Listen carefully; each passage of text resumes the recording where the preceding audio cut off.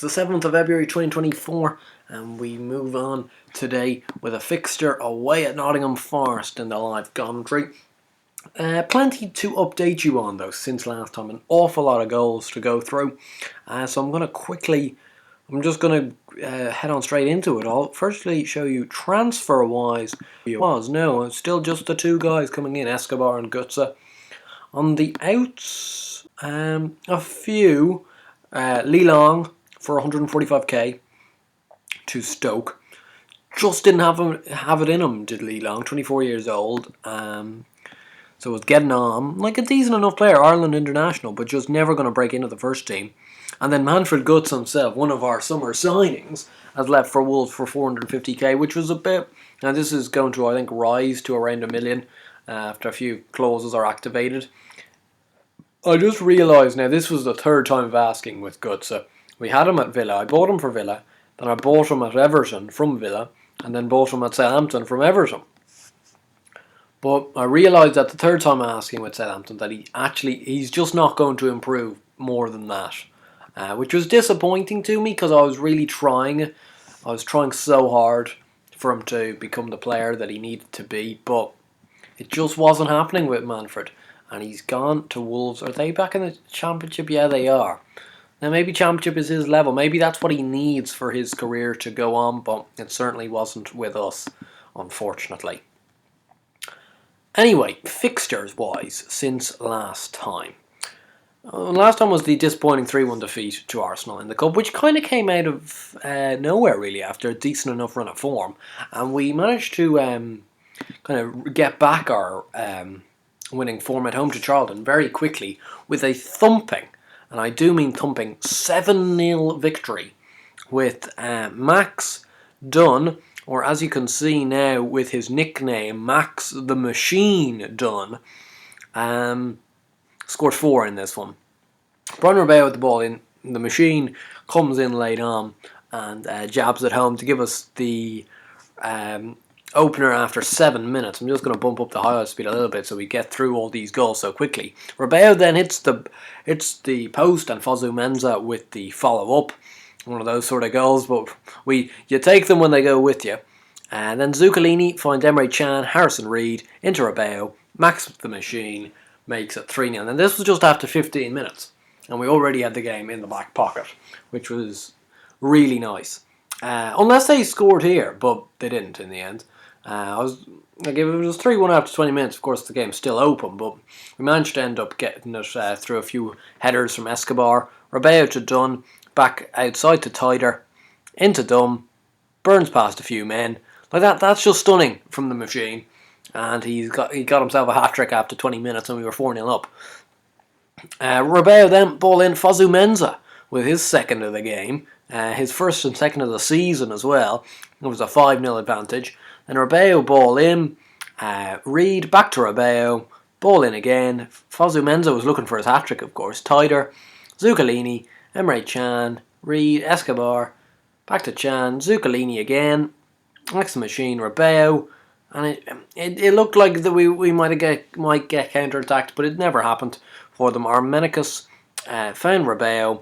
Ball in. It looked like Dunne might have gotten a touch, but it ended up being a Nika Nika own goal. And then Rebeo to Zuccolini, Jorgensen, Fosu Mensah, Urbanek, who'd come on for Armenicus, with a lovely ball to Tider, who beat a man or two. Nika this time heads it away, but it goes back. Tider eventually into the Machine, and the Machine wraps up in the 84th minute to get his 4th, to get our 7th. And talk about a thumping. Brian Rebeo did pick up a knock in this, but it wasn't actually too. I don't think he picked up any injury actually this time, which was good because I was getting a little bit worried when he got that knock, because I really don't want him or the Machine to get injured. The Machine ended up he did get injured though. I think in this game, it was either this game or the Spurs game. He picked up a knock. No, it wasn't in this game because it doesn't come up. No, Rebeo, I think, missed this game just through a bit of fatigue. It wasn't actually that he was injured. And it was against one of our former employers, Aston Villa. We managed to win the game comfortably. And I mean comfortably at home, 3-1. Despite going 1-0 down, which I thought was happy days really. We got counter-attacked early on for their opening goal. Lucas Boyer scoring. It was Josh Murphy, one of their new signings since I've been in charge. Saiby. It looked like we'd kind of cleaned up, but a poor enough kick from Forster. That's not really his the highlight of his game. Grealish, Boyer with an absolute blinder. Now it looks fantastic on 2D. On 3D, it looked fairly sloppy from Forster, but we ended up winning the game, so no hard feelings. Tied our ball in. Harrison Reed again scoring. Tider again with another assist. They're pretty underrated players due to star ratings, but God, they're coming up trumps this year. Because Reed on another battling run, he does get dispossessed this time. I thought we might get counter-attacked again, but this time we sweep up. Reed finds Tider into Jorgensen, gets dispossessed. Emre Can, Reed to the machine, and it's 2-1. With the way he was going at the time, or just at that point in time, any chance for Max was going to finish in the back of the net. And then he won a penalty for us. It was him who won the penalty, and Panos Armenikos, no bother for him. He slotted away in the 83rd minute to clinch us that 3-1 win. And a really deserved victory. But then a really disappointing result. Away at Wembley, which is of course Spurs' home ground. They went to Wembley on this save instead of... No, sorry, West Ham always go to the Olympic Stadium. But they didn't go to New White Hart Lane, which is sometimes where they go. But we conceded early on a bit of a rebound goal for Alberto Tendillo, which was disappointing. A poor goal to concede in my eyes. But we immediately fought back with Papadopoulos heading in from Harrison Reed's free kick. This is the game where Max Dunne got injured, because as you can see, there's a big kind of dot over the big injury sign over his head, but he kind of soldiered on. He picked up that injury quite early on, but he soldiered on, but he didn't really play very well. I think it was because of his injury though. But Miftari, fine Bruno Fernandes, Papadopoulos with some decent enough tackles in there, but it ends up getting to Miftari.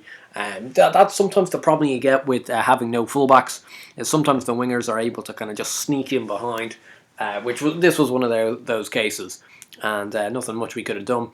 Max the Machine with a good shot. Lloris with the parry down, and Tider getting a rare goal. Because even though he's been a maestro when it comes to assists, he really hasn't scored very many times. But they end up scoring in the 87th minute here. Really annoying. Gabrielli with the goal after an Eriksson little ball through.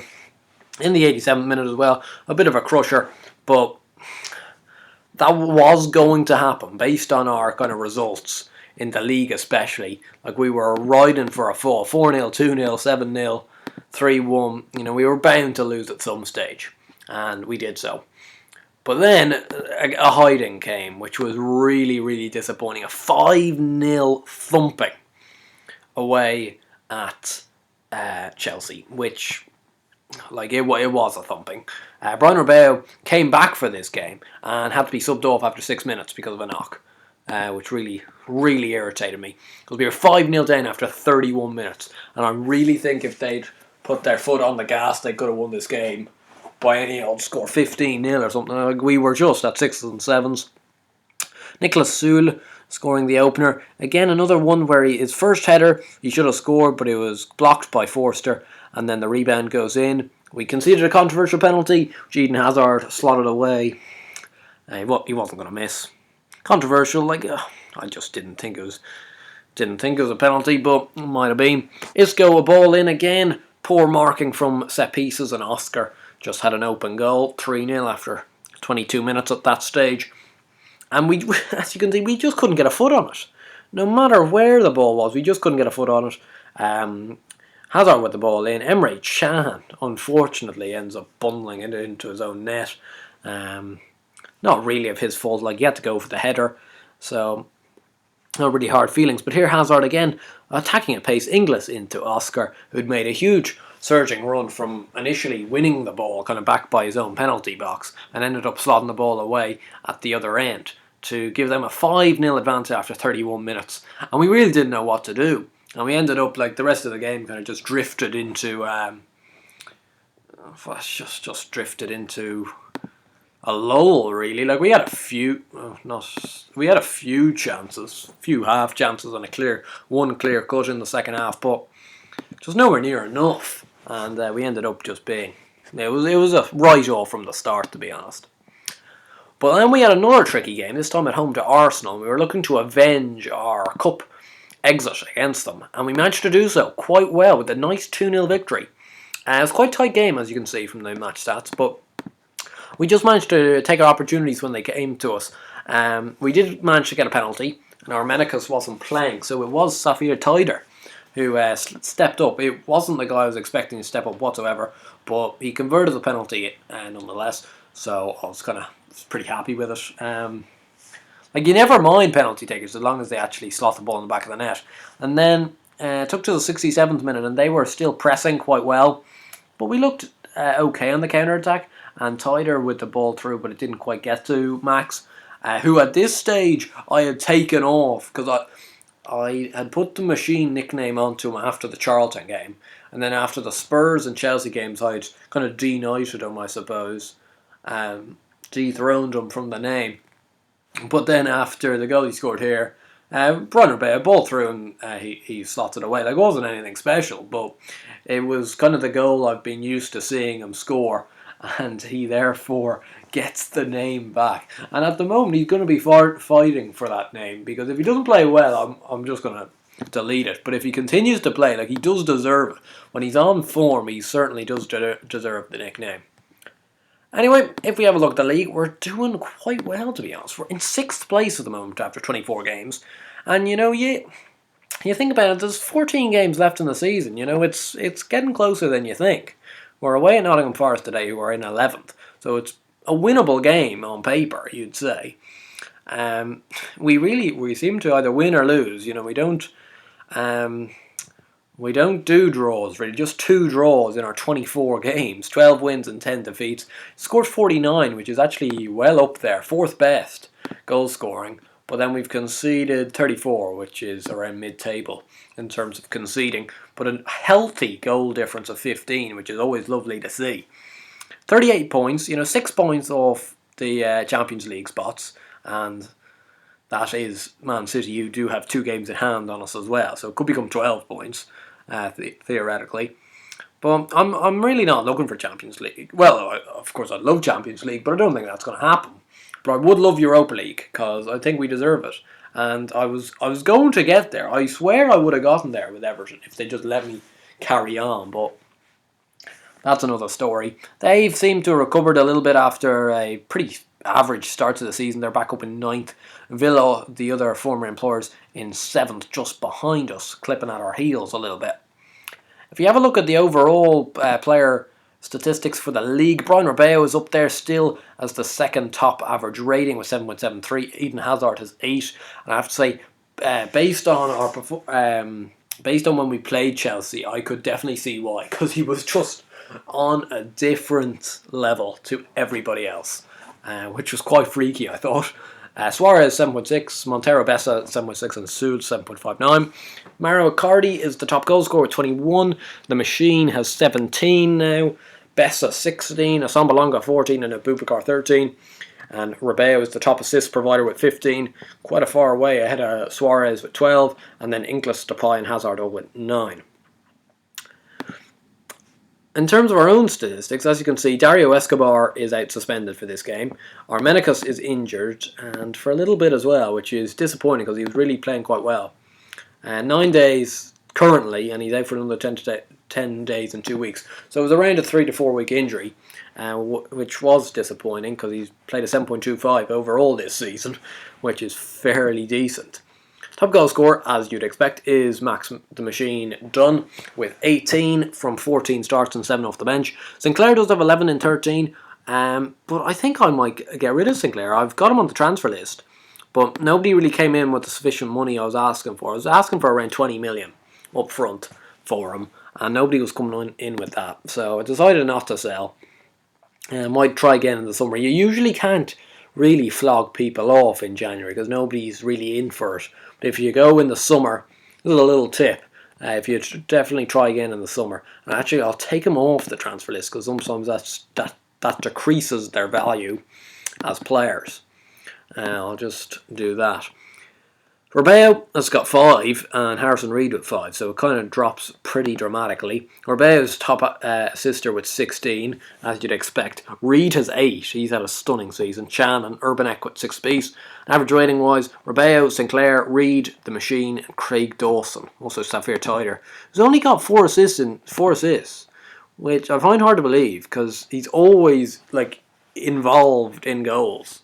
So I don't know how he only has that amount of assists. It kind of confuses me. But anyway, we get on with it. And we play today against Nottingham Forest. Let's get into the game, because I've spoken enough.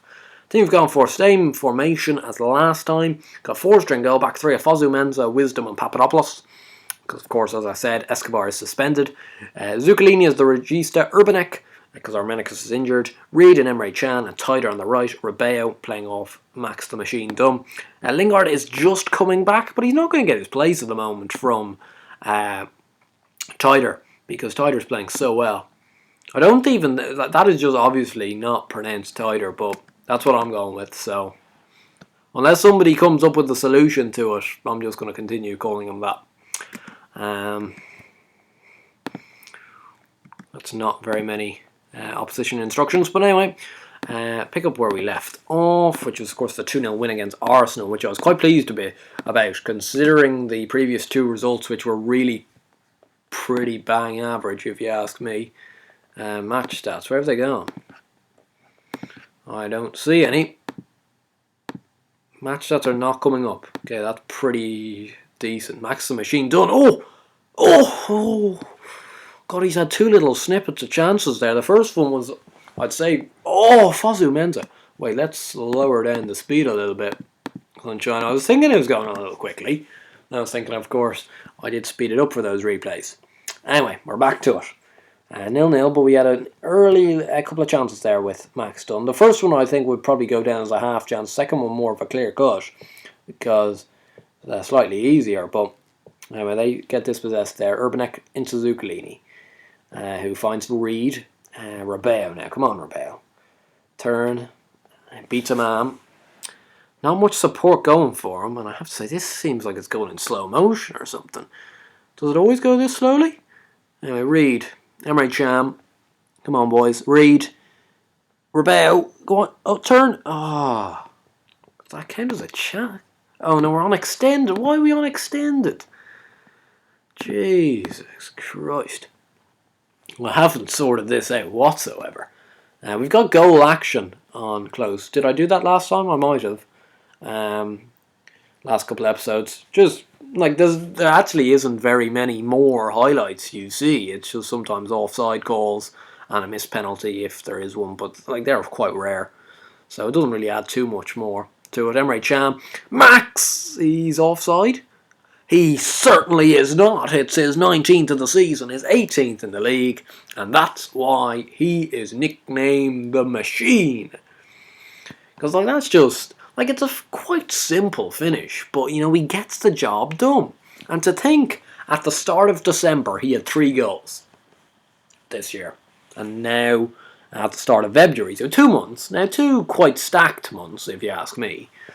Based on fixtures, but he scored 16 goals in those 2 months. Like that is impressive stuff, and like he's looking confident, as it says so there. You know, he's looking at the world's at his fingertips, and it's Brian Rebeo. It's 2-0. That is a special goal. Free kick. He seems to be quite good at them, Rebeo, especially when he's a little bit closer. Like sometimes he goes to these huge long rangers, they never seem to really come off. But the ones just outside the box, he seems to be quite clinical at. And as he showed there, like that's just top class, top drawer. And to be honest, our 2 best players are Rebeo and Max the Machine Dunne, and both of them have scored, which is always pleasant to say, because like I know sometimes like when you see how many goals Max has scored, you think okay, he's been pretty good. But like I'm rambling on saying that these 2 guys are magnificent, and if they suddenly play shit in a live com, you guys are thinking I'm talking absolute nonsense, but it is the case. Here's Urbanek. Emre Can. Can we seal a third? Oh no. Zuccolini. Urbanek does well to sweep. Okay, gets dispossessed again. No goal here. Oh, I don't. What has happened to the defence? Ashwari, Gallagher. What has happened to the defence there? Sam Gallagher, the ex-Southampton youngster, has made it 2-1. And I don't. Is this one of the defenders tracking back, or is it? No, that's Zuccolini. So where's the other one? Out there, Wisdom. What is Wisdom doing? God, that's pretty basic from Andre Wisdom, and that's why he's usually not in the starting lineup, and it is Escobar, because like, what the hell is he doing over there?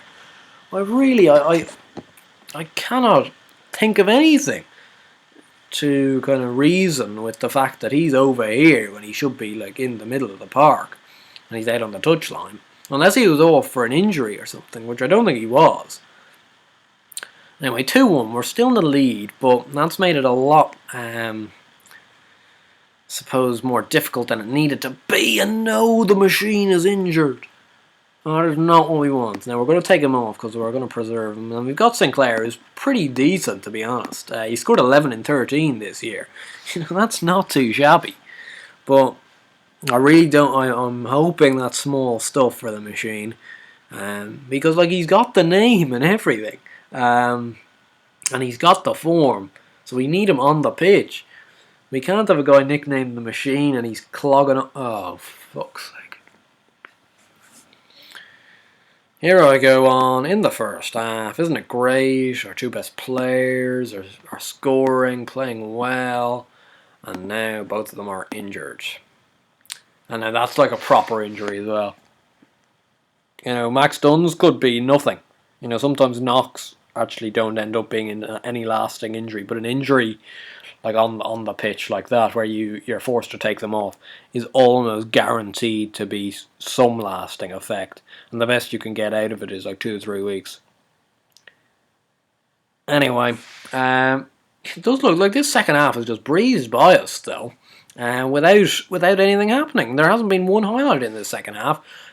To be honest, I'm not really complaining because we managed to get the 2-1 victory nonetheless. It hasn't made for the most exciting of games. That first 15-17 minutes was really where it was all at when we scored those first 2 goals. And let's go and see, is it all over? Are both of them injured? Are none of them injured? Okay, if Reid wants a new deal, I might actually look into that because he has been playing well and probably does deserve one. Please. Holy shit, neither of them are injured. What good luck is that? That is good luck. God, the FM gods are finally looking down on me. Now that being said, next game Max will get injured for the rest of the season. But that's not that's neither here nor there. That is really good news. And now I can finally enjoy the result. And we're up to 5th.